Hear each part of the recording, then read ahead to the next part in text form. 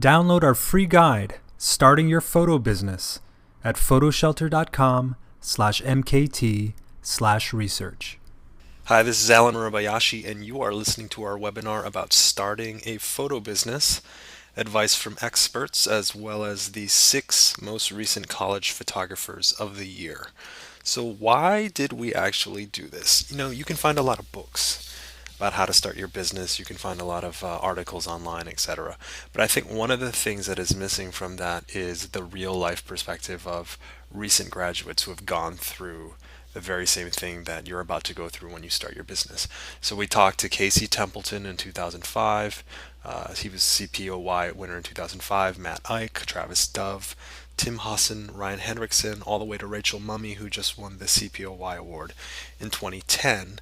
All of these guys have also won different photo awards like World Press. So they've had the success, and the one thing that we can say about them unilaterally is the skill component of photography has been removed.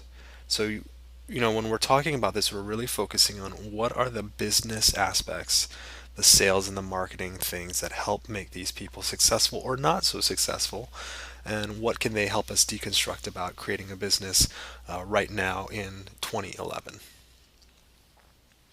Optimism is usually a very good thing, and we see a lot of optimism in recent graduates, in young people in general, and I think it's an awesome, fantastic thing. And there was an article recently in the New York Times that I read, and here are some snippets from it. The first is underestimating obstacles lowers stress and anxiety and leads to better health and well-being. So this is great. Optimistic people tend to be in better health for whatever, physio, neurological, psychological tie-in that there is.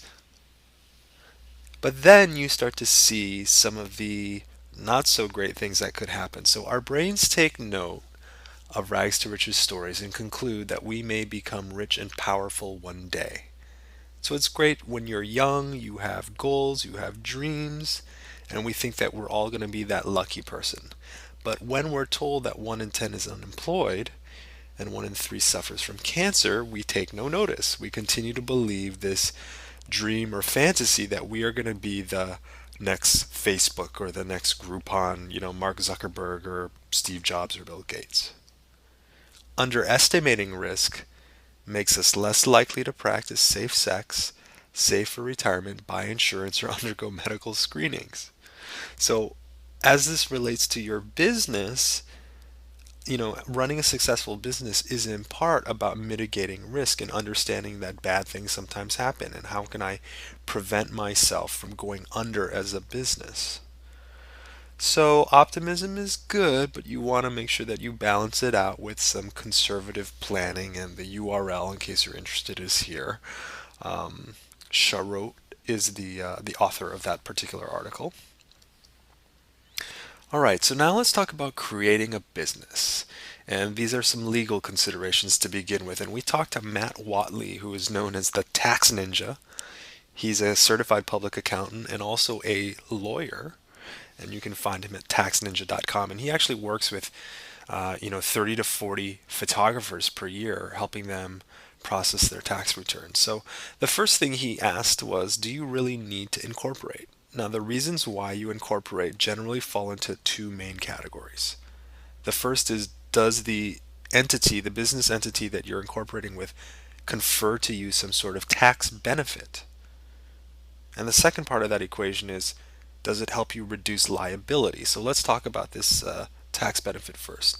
He says, first of all, if you don't have much income, you're not going to receive a whole lot of tax benefit.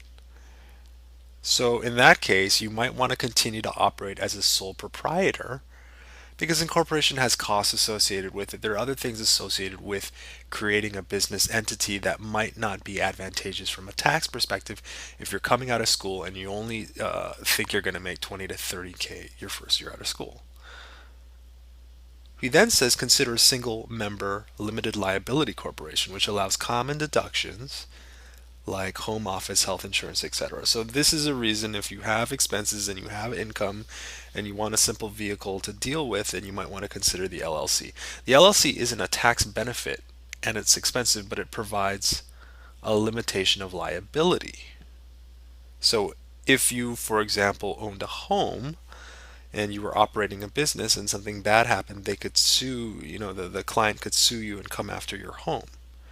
But if you have a limitation of liability, that isn't going to be there. Now, the LLC in San Francisco, where Matt operates, is $800 a year to create that entity.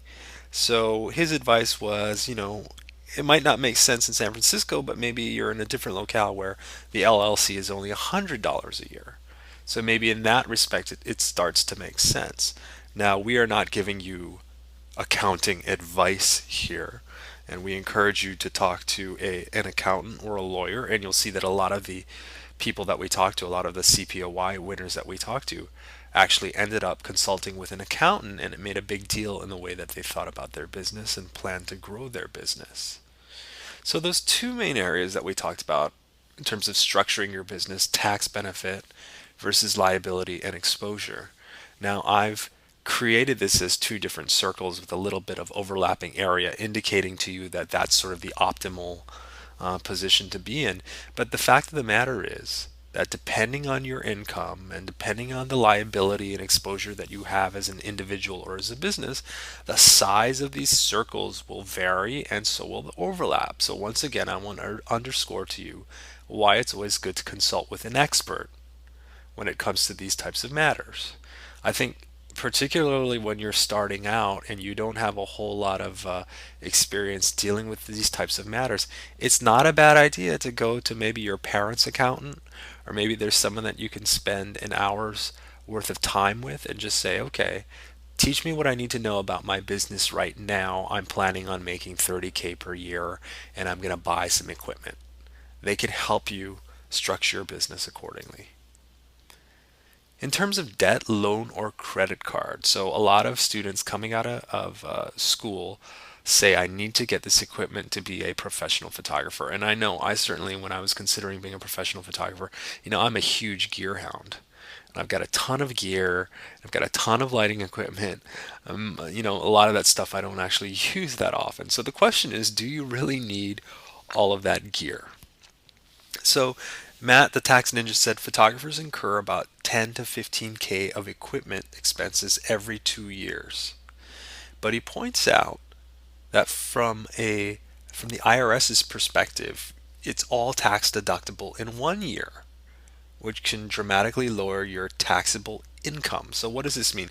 Well, usually when a company buys something like a computer, the IRS rules say you can amortize that expense. That means spread it out across 3 years. So that's typically the case for computer equipment.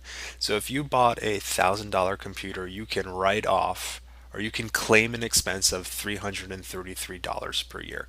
In the case of photographic equipment, however, you can actually claim that expense, the entire expense, in 1 year. So the question really comes down to, do you have enough income to offset with the purchase? If you're only making 20K and you have 10K's worth of expenses that you're going to write off, there's going to be no tax benefit, probably because at 20K per year, if that's really your adjusted gross income, you're not paying any taxes. So Matt says, do you need all of that equipment in the first year? Can you rent on a per job basis and then bill that back to the client? And then wait until your income grows so that you have a reason to lower your income, right? So maybe in year 3, you're making $60,000 and you write off 15K. So all of a sudden you have 45K as your adjusted income, which takes you potentially into a lower tax bracket, etc., etc. He then goes on to say, accumulating credit card debt, using your credit card to buy equipment, is a really stupid idea because the interest rates can be upwards of 25% a year. It's just not a good idea if you're a student. For that reason, he thinks the small business loan through the Small Business Association is a much better idea. And also, a lot of schools we've seen, when we talked to Rachel Mummey, who's the last CPOY winner, she said she was able to acquire equipment as a part of her school loans, which is going to be a much lower rate than you would typically see off of a credit card. He also thinks, and this was kind of a very, very interesting take, that it's much better to upgrade your skill to not to have to use all of this new gear, right? Do you really need the 70 to 200 zoom? Can you stick with prime? Do you really need all four primes? Can you get by with two primes? Or some variation of that. In the long run, he says it's much cheaper. And we heard, if there was one thing that we heard over and over again from the CPOY winners, it was like, I really wish I hadn't bought all of that equipment. I don't really need that to do my job. And those are the types of purchases that are really going to nip you in the bud in the future. When I thought I was going to do a lot of sports photography, I bought a 300 millimeter f2.8. And I think I spent, I don't know, $5,000, $5,500 on that. And it turns out, I think over probably the past 6 or 7 years that I've owned that lens, I've probably only used it like 30 times. I'm embarrassed to say, because I just ended up not shooting sports that much, but I didn't realize that at the moment that I purchased it. So it would have been a much better idea, in retrospect, of course, to just rent the lens when I needed it, because I would have ended up saving a lot more money. If I was shooting commercially, I could bill it back to the client, etc. So think about how equipment purchases affect your expenses and whether they're really necessary. So the question is, do you really need all that gear? And the answer should be no for you. All right, expenses and red flags. So if you do end up creating a business entity like an LLC or a corporation, what does the IRS think is a legitimate expense? Their language is it, quote, ordinary and necessary to the generation of income? So this is why you can't write off your groceries as a photographer, because that's not required to generate income as a photographer. You want to make sure that you're documenting all of your expenses with a paper receipt. Now, if you take a client out to a business lunch, then that is something that's write-offable. And you want to make sure that you write on the back of those receipts who you met with and what the purpose of the meeting was, because the last thing you want to do is get audited and then get nailed. Because the problem with getting audited is not that they say, oh well, you miscalculated and you owe us $1,000. It's that they tack on interest to it. So if you get audited 3 years down the line and the interest comes out, it might not be $1,000, it might be $1,500. And on a percentage basis, it's a huge, huge difference, right? So you want to make sure that you're following the rules there. So what are some red flags? Large expenses that are out of place for a photographer. For example, your home office. So it's very tempting when you're, a sole proprietor or LLC or whatever, and you have a home office, and let's say you're paying $1,000 a month for 1,000 square foot apartment. You can't say I'm going to write off $500 a month, because there's no way you're going to convince anyone that your home office occupies 50% of your apartment. Now, you have to prove that it's used only for your photographic business. So you can't say, well, sometimes I use my dining room table for my photography. No, no, no, no, no, no. We're really talking about the desk that has your computer on it, which might occupy 50 square feet of your apartment. So, $50 a month is what you should legitimately be writing off. Another one is mileage expenses. And if you're driving a lot, it's a totally legit expense. There's wear and tear on the car. You can deduct on a per mileage basis. But you have to keep accurate readings of your odometer and start and stop and where you were going and what you were doing again. So keeping good records from the start of your business is going to pay off dividends in the future. You want to maintain a separate bank account for your business expenses. And it sounds kind of obvious, but it's really easy not to do. But it's going to make your life a lot easier when you're separating out your credit card statements or your receipts, and you've separated personal from business. Setting your rates and booking clients.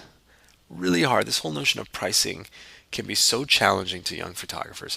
John Harrington is the author of a book called Best Business Practices for Photographers. And if you do not own a copy of this book, you need to get it. John is really a great educator. He spent so much time trying to teach photographers about how not to devalue photography, how to charge appropriately, how to set up. He's also a guy that's been audited as a photographer, so he talks about that in his book as well. You can get this on Amazon and a lot of different places.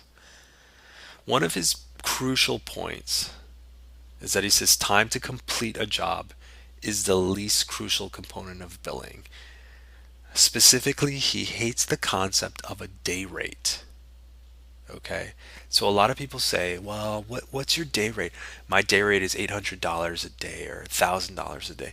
And the reason why he hates that so much is because it leads the client to believe that you're billing for your time rather than the images that are being sought. So let's say you go to a law firm and the job is to shoot the 15 partners of that law firm.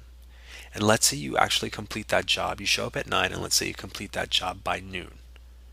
Well, if I'm the booker, if I'm like the office manager, and you quoted me a day rate of $1,000, you know what I'm going to do? I'm going to say, hey, follow me. I've got a few more things that I want you to shoot because I have you here till 5. That's your day rate, right? When in fact, what you were really doing was shooting the 15 partners. That's the job. If you finish it in 1 hour or 8 hours, that's what you should be paid for. He also stresses the importance of separating the shooting fee from the usage fee. This one is really hard to do, right? So I've had friends before who said, hey, can you shoot my portrait? I want to use it on my website. And what you really need to do is say, okay, my shoot fee is $300, but to use it on your website for promotional purposes, that's going to be another $300 per year. Per year. And for whatever reason, it's hard for people to understand that with photography, that photography is this creative thing, and there's a licensing fee associated with it that's beyond just, the creation and purchase of it. But, if you were Lady Gaga and somebody said, "Ooh, we'd love to use your song on American Idol that 20 million people are going to see," then all of a sudden it makes sense. You're like, well, if American Idol's going to profit off of that, why shouldn't I? And the same thing is true with photographers. You have to help educate your client on these types of things because your time is not what you're selling. It's your talent that you're really selling, and you need to be paid accordingly. We talked to a couple pros on pricing because we wanted to get their take. So the first, we talked to Tim Montuani, who's a fantastic commercial photographer in San Diego, and this is the quote that he had to say. "No one will ever pay you more the next time. As a young photographer, it's easy to get talked into shooting or selling a stock shot to someone that lures you in with the promise of what they will give you the next time. It rarely, if never, happens. If it seems like a bad deal, it is a bad deal. Walk away." So this is very typical, right? And it's not even necessarily correlated with young photographers. When you're trying to gain new business, you often feel the need to discount your price to get the job. And you justify yourself, well, I can raise my prices later. But once you set a price, man, it's really hard to go up because there's always going to be some guy who's going to want to undercut you on price. So it's much better to say, hey, this is the cost of doing the job. And John points out as well that if a client contacts you for a bid on a job, they've already qualified you as someone that can do the job. In theory, right? So there's no need to undercut market just because you're a new photographer. It doesn't matter that you're a new photographer or a 30-year veteran. If the client feels that you're both capable of doing the job, then you both should be paid a market rate for doing so. The second quote is from Shannon Fagan, who I believe used to run the Stock Artists Alliance. And he says, at times, the fees associated with photography may seem particularly generous given the simplistic nature of the license transaction. What I have learned is my core net profit must be maintained at a high enough level to mitigate the risks and high expenses associated with financial audits, workers' comp claims, audits, liability insurance coverage, and long-term investments for career shift retirement in an ever increasingly expensive and inflation-prone society around me. Whew. What this means is the cost of doing business is high. You cannot just calculate a little piece of time as being the component on which you're being billed, right? So, for example, you've probably all seen these tear down reports like the iPhone only costs $50 to build, but they charge you $500. Or the better one is something like Red Bull, right? So, Red Bull, it's just sugar water in a can. Why does it cost $5? But then you realize because they're paying for national advertising. They're paying to send a salesperson into every bar. They're paying to build a Red Bull fridge that will be put into that bar for this premium product. They're paying for the Red Bull racing team, etc. They have lots of marketing costs and they understand those costs. And therefore they charge a premium price for what amounts to sugar water. Okay, so are they taking advantage of the system, or are they really just really mindful about what the real costs are? So speaking of costs, let's talk about the cost of doing business. Greg Smith is a photographer and a writer, and he helped to develop the National Press Photographer Association's cost of doing business calculator while he was serving on the Business Practices Committee. The calculator allows you to input business expenses in a bunch of different categories, plus your desired salary, plus the number of days that you intend to work per year, because that ends up making a huge difference in your cost of doing business calculation. So it generates your overhead costs for each day you work. So I said, the number of days of work per year matter, so it's calculating that. And with the default settings, this actually works out to $900 a day. That's the cost of you doing business. If you want to find this calculator, go to Google and just type in cost of doing business, and it's the first result there. So let's take a look at what the calculator looks like. And you're seeing here the input forms for the business practices cost of doing business calculator. And the default values are put in, but you can change them however you want. Up here we have the different expenses. Then we have non-assignment income, which could be stock or print sales. You can type in your desired annual salary and then the total days per year you expect to bill for shooting. So let's go back to some of these. So some of these, when I initially looked at this, I said, really? What? This seems kind of high to me. For example, repairs is listed on an annual basis at $900 a year. And I asked Greg about this, and he said, well, think about it. Let's say you're a wedding photographer, or you're a photojournalist, and you're walking through a doorway, and the lens hits the side of the doorway, and the lens pops off, and the lens is damaged, and the mount on your camera is also damaged. He says, that's easily, $300 for the camera and $300 for the lens, easily. Plus, you don't have gear for a week or two that it's out. So all of a sudden you're going to need to spend $500 a week on rental equipment. So depending on whether you bought business insurance, equipment insurance or not, that might determine whether your cost of photo equipment or repairs goes up more. So he ended up saying, I actually think that that's a very accurate, if not low, expense for you.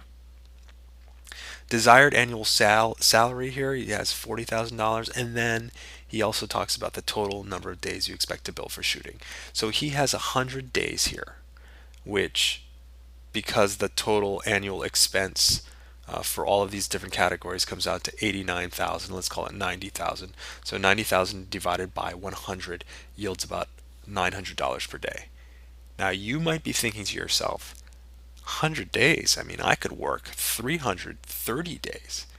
But it's not the number of days that you can work physically. It's the number of days that clients are willing to hire you. And Greg said in the 25 years that he's been working, he's never billed out more than 100 days in a year. Now, I'm not suggesting that it's impossible, because clearly photographers exist who are out there.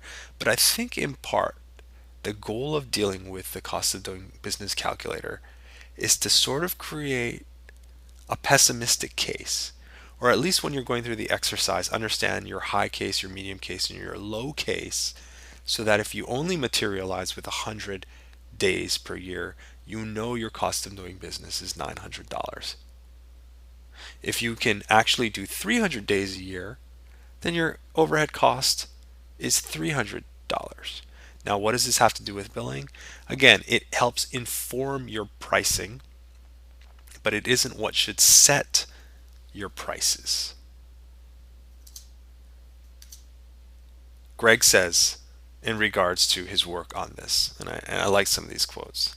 He said, "My goal is not to help someone succeed, but to help them understand what failure is and how perhaps to avoid it." So that's great, right? So if all of a sudden you think you're going to start your own photo business and you want to make $40,000 a year and you know that you have to generate 90K in billing, then you can understand how you could fail pretty easily. If you're only billing out 70K, you're going to be failing to the tune of 20K per year, right? It's a loss that your business is going to take. So the calculator isn't a way to price, but it's information you need in order to price. We've talked about that. And I like this too. Freelancing is hard. The calculator points out that it is hard. Should you climb El Capitan thinking you can do it with no ropes and slick shoes? You can't. You gotta get ready. Understanding your costs and possible return is part of that. So use the cost of doing business calculator to really understand that running a business is hard, particularly when you're starting out and you might not have a big book of clients that you can count on. You need to understand the dynamics of creating a successful business. So speaking of all that insurance stuff, health, liability, and equipment. Business equipment and health insurance are fundamental to running a professional business. And Greg, again, because he works for the NPPA, had this to say about photojournalism. He says, photojournalism is a dangerous business. And he said, we don't even have to bring up what happened with, these three photojournalists who were recently killed in Libya to understand that you could just be, carrying a heavy backpack worth of equipment and have your back be thrown out to understand that photojournalism and photography in general is a dangerous business. You really are endangering your future by not insuring yourself. Many venues, let's say you're a wedding photographer working at a wedding hall, many venues require a certificate of insurance for liability reasons. They don't want you knocking over a ladder, hitting the bride, and then they are responsible, right? So you have to carry some liability insurance, and you're not going to be able to do that at a reasonable rate if you don't have business insurance in the first place. And even with the limited liability of a LLC or a corporation, you still could be sued for stuff, your business assets, like your equipment. So insurance can provide protection against lawsuits and reimbursements for equipment. Now, I completely understand if you're coming right out of school, you don't have a whole lot of business income that you're projecting, that the notion of buying insurance can seem scary, right? And the first type of insurance you'd probably bail on if you're young and healthy is something like health insurance. But I don't think that you can bail on something like equipment insurance or business insurance. That's really iffy. If you couldn't work for a week or two because you didn't have gear and then you were bumming your friends to get equipment, that puts you in a really, really precarious position. That is your lifeline to creating revenue. So I think you really have to think about not necessarily the worst case scenario, but bad case scenarios that could realistically happen and happen all the time when you think about insurance for your business. The last expert that we talked to before we get into these College Photographer of the Year winners, we talked to Frank Mayo, who owns Mayo Represents. That's an agency whose roster includes Pep Bonet, Tim Antoine, Deanne Fitzmaurice, and more. So he's got photojournalists, he's got commercial photographers, etc. And I think a lot of photographers aspire to have an agent because it sounds sexy, it sounds like you're legitimate, etc. So one thing that Frank wanted to make clear to emerging photographers, and one of the reasons why you can't, in a lot of cases, get an agent the moment you step out of school, is that the agent will take on photographers who they know can help generate revenue. Agents want you to have clients that you're bringing to the table, so you need to have an established book of clients before you can realistically be taken on by an agent. because they don't want just like talent, they want revenue. They want you to help them build their business. Back in the day, I think it was much more true that agents could help you establish a regular flow of work. And Frank was quick to point out that a regular flow of business simply doesn't exist in photography nowadays. Budgets are being slashed. There's a glut of very, very talented photographers. In a lot of cases, people are competing on price. So, getting a regular flow, if that's your expectation of what an agent's going to do, that isn't a good reason to get an agent. He really encourages photographers to assist as much as possible, and not just for technical reasons. He says there's so much to be learned by looking at a photographer and seeing how they interact with clients, seeing how they interact with their own assistants, if they are represented by an agent, seeing what that relationship is like. Getting an agent is not something that you're going to do right off the bat. And he says, how do I know when I'm ready for an agent? He says, you know when you are confident that you can produce a level of work that is commensurate with the guy that you're assisting or the gal that you're assisting. But not only that, feeling like I understand how to interact with clients. I'm a reliable person. If the agent books me for a job, I know I can get it done, because ultimately you're representing both you and the agent in that case. And another thing that he wanted to point out is, my conception of an agent is once I'm signed up, I don't have to do anything but shoot pictures. And he said, well, the agent will go to bat for you. They'll have meetings with buyers, they'll do these breakfasts, they'll send out the portfolios. But marketing is still a huge responsibility of the photographer. And when you look at someone like Tim Antonioni, the guy does a ton of marketing all the time. He's got his Polaroid, large-scale Polaroid project that he's working on, a personal project, which in part helps to market his other work. So it's not like the agent is going to take on that responsibility for you, nor are they going to pay for it. So you have to come to the table, and Frank says, hey, as tough as things are, there are also so many different avenues that a photographer can use nowadays, like social media, to market themselves. It's much easier than it was in the 80s to market yourself, when back in that time, the only thing that you really had were the source books. And then he jokingly says, as his best piece of advice, only half jokingly says, marry an art buyer. Your percentages go way up for getting work when that's the case. All right, let's look at some of the College Photographer of the Year winners, starting with Casey Templeton, who won in 2005. The CPOY awards, for whatever reason, tend to be very, very photojournalistic in nature, and Casey had a portfolio back in the day that had a look and feel that was very, very documentary-like. But this is what his photography looks like nowadays, at least some of it, right? Highly stylized, very commercial, looks fantastic, and 1,000 miles away from what we initially saw in his CPOY portfolio. And something that he's also done, he created a direct mail piece that he sent out as a part of a national marketing campaign for buyers to be introduced to him. And these are a couple of pieces from that kit that he created. And this thing just blew up like crazy on the internet. He had a blog post. He had all of this great feedback. A photo editor covered him. I think we covered him. There were a bunch of interviews with him on how he conceptualized of it and created it, and friends that help him execute it. Casey actually had no particular affinity to photojournalism. In fact, there was no photojournalism course taught at his school.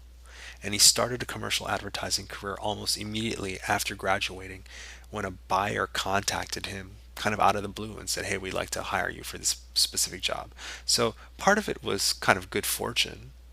And I think, compared to some of the other CPOY winners who have stuck with photojournalism, Casey has really carved out a nice niche for himself in probably a more stable, higher paying industry than photojournalism. So Casey said, I realized my commercial work came mostly through word of mouth and that I had made no marketing efforts. I knew in order to take my business to the next level, I needed to start marketing myself on a national level. And that was the reason why he came out last year really strong out of the gate with that promo piece. My commercial advertising focus accounted for 85% of my revenue last year. So you can see, where his bread and butter is. And here's some facts about how he's created his business. So Casey set up an S corporation under the advisement of his accountant, with whom he's worked with for 5 years.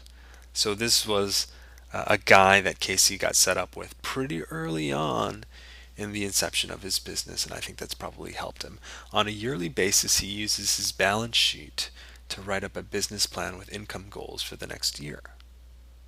So he's not sitting down and creating a 10 to 20 page business plan per se, but he's using real numbers and he's creating educated guesses off of those numbers to create the financial plan for his business. And this is an exercise that I think is incredibly important. And it kind of ties back to the cost of doing business, right? You need to understand the metrics of both failure and success. And you can't do that unless you're actually modeling income and expenses properly. This is the whole reason why accounting exists in the first place. There's this whole thing called a pro forma. And the pro forma is basically like our best guess as to what the financial model of the business is going to look like. Casey consulted with other local photographers to determine his pricing to ensure that he wasn't lowballing and creating unsustainable downward pricing pressure. This is so key, right? A new photographer comes out of school, wants to make sure that he's not contributing to the decline of pricing in the industry. So he talked to other local photographers. Now, if you call up your competition, are they going to tell you what their prices are? Probably not. But there are associations like APA and ASMP that have a lot of pricing help that will give you access to survey information, etc., and can help clarify some of those issues for you. And for Casey, he spent $15,000 on the box promo, his printed portfolio, his website, consulting, etc. So it was a large expense for him, right, to put this together. But he does say, take a few years to get a solid body of work together. Don't do it right out of the gate. You only get one first impression, so make it count. I think that's probably good advice. You might be tempted as a new photographer to say, I want to copy Casey. I want to do everything that he's doing, so I'm going to go out and make these promos. But I think, in fact, you really have to kind of find yourself a little bit and hone your style and what you're doing before you go out and try to make a big splash. The second photographer, Matt Eich, CPOY winner 2006. Here's some of his work. Love that alligator series. Just kind of I'm talking about the alligator on the left and not on the right, by the way. So Matt Eich co-founded Luceo Images, which is one of the more successful and more widely known photographer collectives that has emerged in the past decade or so. So it's a photographer cooperative that provides creative and business support for its 6 members. And some of the quotes that he had, I was fortunate to have that kick in the pants, that is having a child at 21, to get me moving, and that experience has been very formative. So Matt actually became a father at 21. His girlfriend at the time, who is now his wife, I think was either 19 or 20. And he just said, I learned very early on that, like, this isn't a game, man. I have a family to support. So he was actually freelancing while he was a senior in college and getting paid gigs and being mindful of, like, being paid enough to sustain his photography business and sustain his family. In his second quote, you need to chart a sustainable growth for your business because it shouldn't be stagnating and doing the same thing. So here's a guy who's thinking, my income as time goes by should be pointed into the upper right corner. I can't just rely on having a flat level of income year after year. So how do I get to that level? So some stats on the business. Luceo is actually a Colorado-based Limited Liability Corporation, a photographer cooperative, and the members pay a monthly due plus a percentage of all photo income. This is the way that they fund various initiatives that they have during the course of the year. They're very supportive of student initiatives. They have gallery exhibitions that they like to run, etc. Each member also has administrative duties, like being the chair of the exhibitions committee, etc. So they're a very, very supportive group. And this last bullet point, Lucea was initially conceived as a support system for its young members. So their kids in school thinking, hey, what do you think of this project? Can you provide me some creative feedback? But it quickly evolved into an organized business entity because they had success. And the other thing that Matt points out is having these 5 other guys who are very focused on building their businesses and their photographic vision not only helped with like, hey, what do you think of this project? It also said, I have this situation where I'm bidding on a project. What do you think of my bid? How should I approach it, etc. So it's business advice in a very, very specific collective that I think is different than if you're just trying to be that sole photographer, gunslinger guy that doesn't have support. When you're in an industry that's very, very tough, I think having this sort of collective can help you out. Now, whether or not it ends up being as successful as Luceo is another question. But I think it's a good idea to think about having a small group of people that you can try to rely on. Travis Dove, CPOY 2007. You're looking at a project called Skitopia that he worked on that got enormous coverage. Rolling Stone magazine here in the US, plus a whole bunch of other magazines in Europe as a result of the fact that this project won at World Press for him. Travis earned his master's degree from Ohio University, and he thinks that the CPOY award combined with the World Press Award really helped create a valuable network that has been sort of instrumental in growing his business. So 2 quotes from Travis. The idea of turning down a low-paying gig and using that time to research for a higher-paying job, it's a very intimidating idea for a young photographer. Love it. Love the quote because it's so true and honest, right? It's really hard when you're trying to build your business and someone says, I've got an editorial assignment for you and it's $300 or it's $200 or it's $150. At what point do you say, you know what, that's not enough? Because you've used the cost of doing business calculator, right? You know that it costs you $900 a day to get out of bed. At what point do you say that $150 gig, I gotta walk away, I gotta create a business marketing plan that's gonna help me get to the next level? And the second quote, I can just see myself spending a lot more cautiously from the outset and having a better business mind from the beginning. That would have been really, really advantageous. So Travis is another guy. He doesn't have a kid like Matt does, but he is married. His wife is in dental school, so he's effectively supporting both him and his wife on a freelance photographer's budget. And one of the regrets, if I can go so far to say, is that, he spent a lot of money on equipment when he first came out, and he wishes he hadn't done that because he doesn't need that equipment, and it would be a lot better to have that extra $1,000 in his pocket right now. Travis set up an S corporation under the advisement of his accountant, who was his parents' accountant. He separates his business income and expenses and creates monthly budgets. And he said to me when I was talking to him on the phone, he's like, it seems like such an obvious and basic thing, but it took me a couple years before I set up a separate business account. And he said money would come into my personal account and I'd spend it immediately. And when I was getting paid, it was like I was flush. But when I didn't get paid and I didn't have jobs, I was broke. And it was only until he kind of smoothed out, he understood like, I'm not going to get paid right away for some of these jobs. And sometimes I'm going to have a lot of work and sometimes I'm not going to have so much work. So I really need to budget and control my expenses to stay afloat as a business. So he's much more frugal with his expenses now than he was before this whole planning process occurred. And it only occurred when he sat down with an accountant. Tim Hussin, CPOY 2008.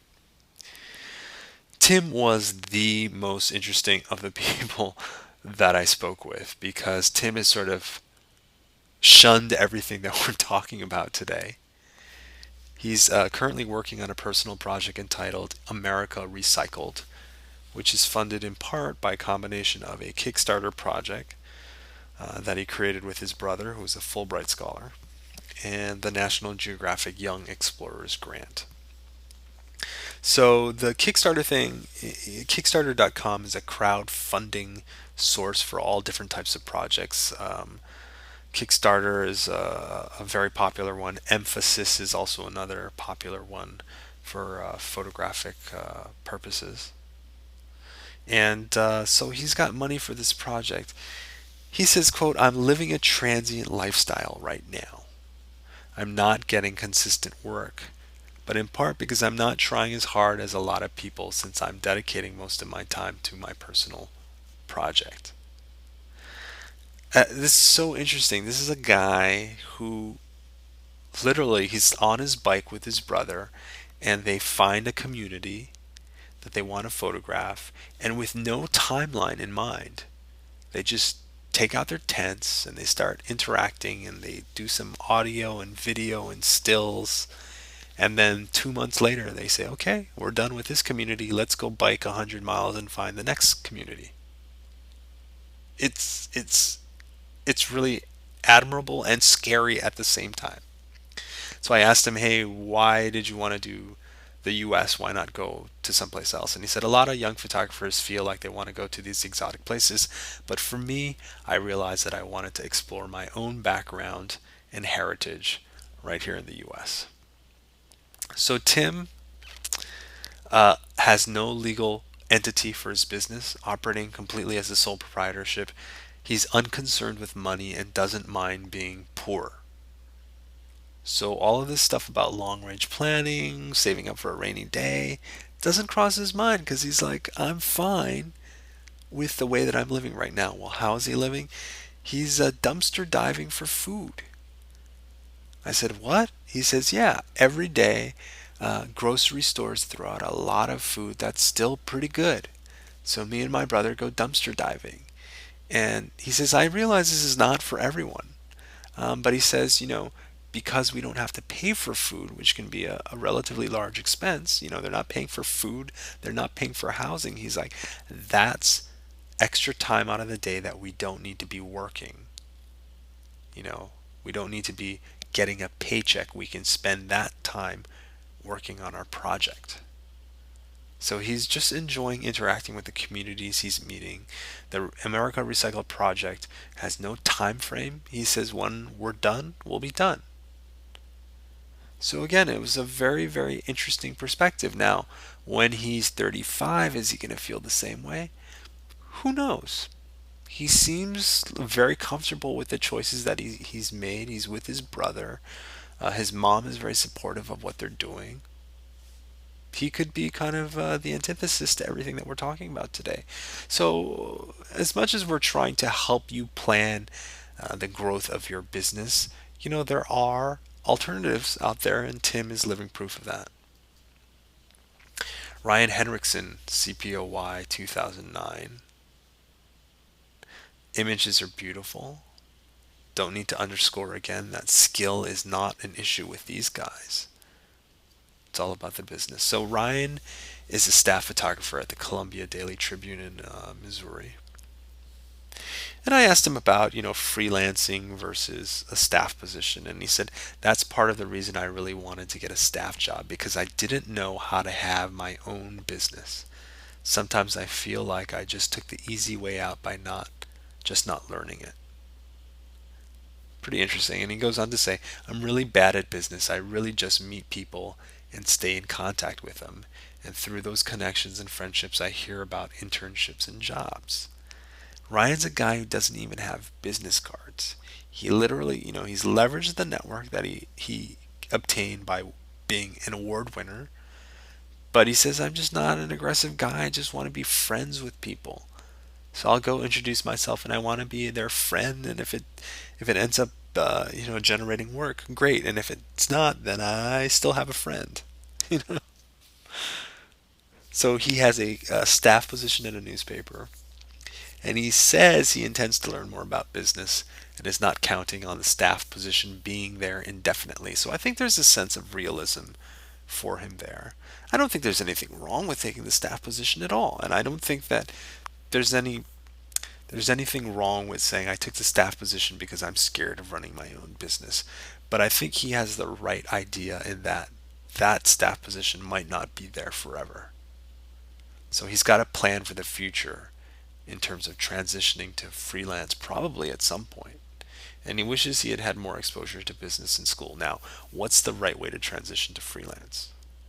If you heard our interview with Robert Seal before, we've talked to Robert. He's a commercial photographer in Texas. And Robert was a staff photographer at the Sporting News for many, many years. And he knew that writing was going to be on the wall at some point, but he didn't just say, you know what, this year I'm going to switch to freelance. He actually built a book of freelance clients over the years. And it was only when he felt like that business could be self-sustaining that he gave up his staff position at the Sporting News. It was really smart because the risk to him was pretty low. Even if he lost one of his clients or two of his clients, he still had the confidence that he could rebuild that portion of the business, and he still had the confidence that he could create a business plan that would get him to where he needed to be and where he wanted to be from an income and revenue perspective. Rachel Mummey is the last College Photographer of the Year winner in 2010. Really great stuff. Again, the image on the right is the one that won her a lot of awards. I think she won a second place at World Press as well. And it was a elderly couple, both of whom were suffering from Alzheimer's disease. So very moving, a very relevant story. Rachel Mummey is an intern at the Jasper Herald in Indiana. And I actually liked this first quote. She said, I view newspaper work as the goal. I want to be a photojournalist so that I can take pictures that people in my community can see. But our industry is changing, and I don't know if that kind of role will always be there. She said, as a little girl looking in the newspaper, that was what she wanted to be. And I really like the fact that it's not like I need to go shoot for the New York Times in order to feel satisfied as a photographer. She felt her role was to capture and share with her community, her local community. She goes on to say, I don't have a lot of expenses. I don't have an extensive budget plan. I'm sure as I get older, I'll have to face it when it comes. Everybody's sort of aware of the shifts occurring in the industry. They're aware of the instability of their situations. And for the ones who haven't done it yet, they talk a lot, with the exception of maybe Tim Hussin, they talk a lot about the need to plan for the future, but they just haven't quite done it yet. All my equipment is bought on school loans. I'm still paying for it all. I don't have a budget. I basically buy gear when I can afford it. So conclusions from 6 CPOY winners. The older graduates have a much greater sense of their business and how to grow it. So they're not necessarily older in age, but they're the ones that won the awards back in, 05, 06, 07. So Travis, Matt, and Casey seem to have the greatest sense of their business. They've all worked with the accountants. They've all created these business entities and have marketing plans in place to help grow those businesses. Everyone seems to value the art of photography. So speaking to a guy like Tim, speaking to Ryan, speaking to Rachel, some of the younger people, right? They all really, really care about their photography. And some of the photographers are guiding their careers through that creative mindset. Tim being, the apex of that. I don't care about money. I just want to work on my project and create a nice body of work. But others expressed a desire to have had more exposure to business practices in school or to work on that for themselves. And I think particularly for the last two, Ryan and Rachel, who are at staff positions or are at internships, they really are aware that these positions might not be there forever, and they have a sense that they should be working on it, but it's just not that big of a priority right now because they have that safety net. Some felt trepidation about charging what they're worth or turning down low-paying jobs. And it seems like it really is an endemic problem for even the top photographers. So you're really skilled, but you still feel like you need to charge less than you're worth. And I think, photographers, if there's one area in which they could really, really improve individually to help the industry out as a whole, would to have a greater sense of their skill level and what it's worth to the companies that are hiring them. So what should you do when you're thinking about starting your business? Few pieces of advice. The first is to use the NPPA's cost of doing business calculator to get a realistic sense of the difficulty in starting your own business. I can't underscore this enough. It's the simplest exercise you can go through. Fill in the information that's relative to your local market. Fill in the salary that you want to generate, and figure out how much you're going to have to bill. If the calculator says you got to be billing out 90K and you're working $300 jobs, I think that's going to change your viewpoint pretty rapidly, because all of a sudden from the get-go you're going to understand that you're losing money. And you can't sustain a business if the business is losing money year after year. It might be okay for the first couple of years, maybe you have some money saved up, but that is not a sustainable business. Second, meet with an accountant to create a financial plan with career milestones. I can hear a dozen excuses as to why you shouldn't do this, but the cost of sitting down with an accountant, a few $100 from the get-go to essentially test the viability of your business seems like a pretty good investment from our standpoint. Control your expenses. Don't get the gear if you don't need to. Practice renting and billing back to the client, because that's a very, very valuable skill. And then create a marketing plan, and don't be shy about promoting yourself. So many of the younger set, or the more recent set I should say, just aren't being very aggressive about marketing themselves. They're saying, well, I have a staff position, so I don't need to market myself. You always have to be marketing yourself, particularly if you think that the writing is on the wall and you're going to have to eventually go freelance. And marketing isn't just about handing out a business card, right? Marketing is like your blog is a marketing vehicle. Your Facebook account is a marketing vehicle. Your Twitter is a marketing vehicle. Every time you communicate with a photo editor on the phone, you have an opportunity to market yourself. And you don't have to be overly aggressive, but I don't think that you should just rely on the way, like Ryan, and just saying, I just want to be people's friends. That's going to be really, really difficult to sustain a business, because it's almost like you're too timid. And particularly when you're as skilled as these guys, what's there to be timid about? So much talent that can be harnessed and turned into income for you. Get more info. We spend an awful lot of time creating educational resources, and all of them are free for download, including this one, What Buyers Want from Photographers, which was a survey of 500 photo editors and buyers around the nation. You can get that at photoshelter.com/mkt/research. And finally, a few other ways to connect with us. We have our blog, a lot of business information up there, blog.photoshelter.com. Friend us on Facebook, follow us on Twitter, and check out this video and more on our Vimeo account at vimeo.com/photoshelter. Hope you enjoyed the material today. We love to get your feedback, and we'll see you at another webinar.